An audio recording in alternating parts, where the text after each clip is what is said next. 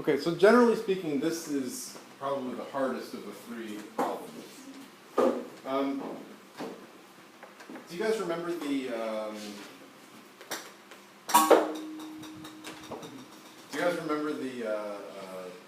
problem-solving rubric that I handed out to you that had the 5 steps listed and an example?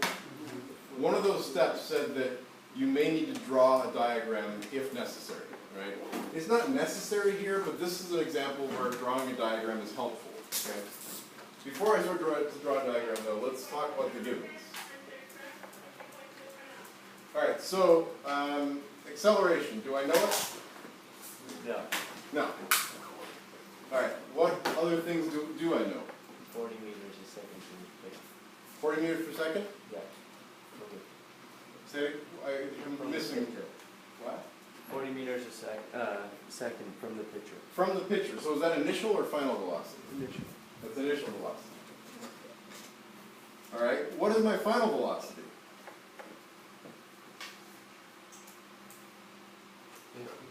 50.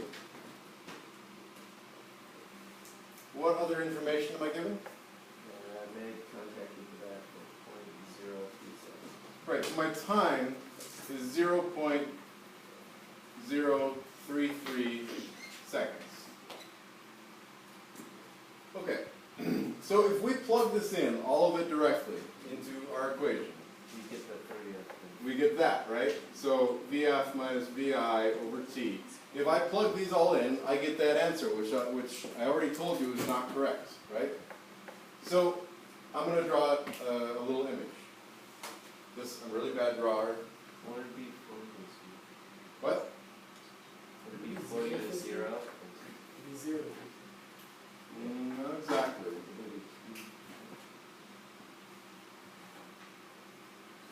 Here's my awful bat. Alright, and I've got a ball coming this way, and what's my, what velocity is it going that way with? 40 meters per second. So my velocity here is 40 meters per second. Alright, and then after the bat strikes the ball, we've got the ball going back in the other direction at 50 meters per second. So we know that velocity has speed and direction, right? So it's really easy to represent the direction with arrows by drawing it. How would I represent direction if I don't have arrows? With just numbers, mathematically, how can I represent direction? What? I can make one of them negative, right?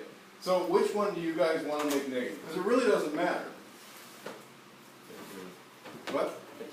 50? Alright, so we're going to make this negative. So our final velocity is actually negative 50 meters per second. Do you guys understand why that needs to be a negative? It's going in one direction at 40, and then it's going the other direction, a negative direction at 50, right? So if we plug these things in, now what we have is, let me use a different color.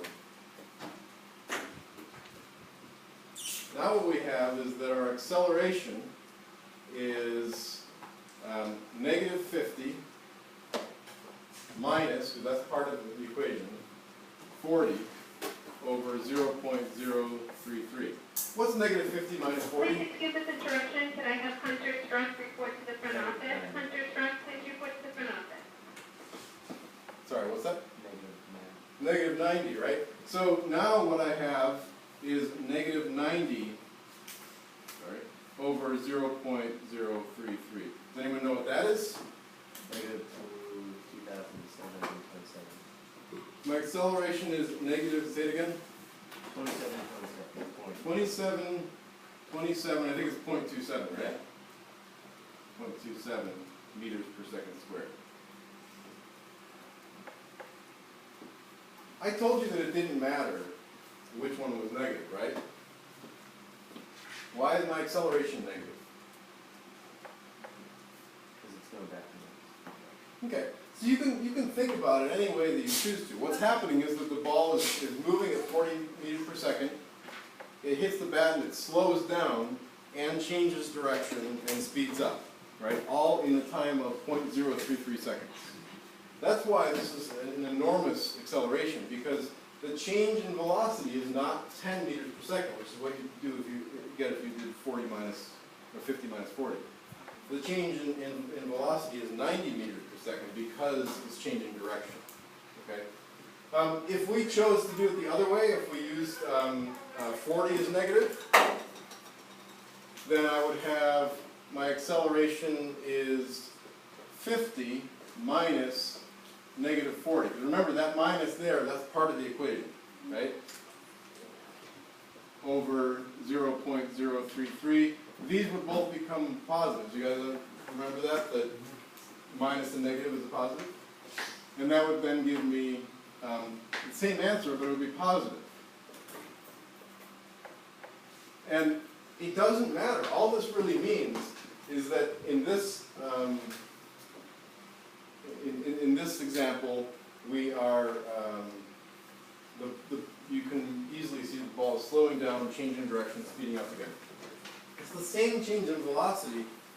The difference is what we choose to make negative. And in fact, the way that I drew this, like if you look at a number line, 50, 40. The way that I drew this, this usually would be the negative direction, right? It really doesn't matter, as long as one of them is negative and one of them is positive. It's all about you choosing what you want your frame of reference to be. Okay? So I know that this is kind of a difficult, confusing one. This is way easier than anything or way harder than anything you're going to see on your homework. The homework that's due on Monday is easier than this. Once we get in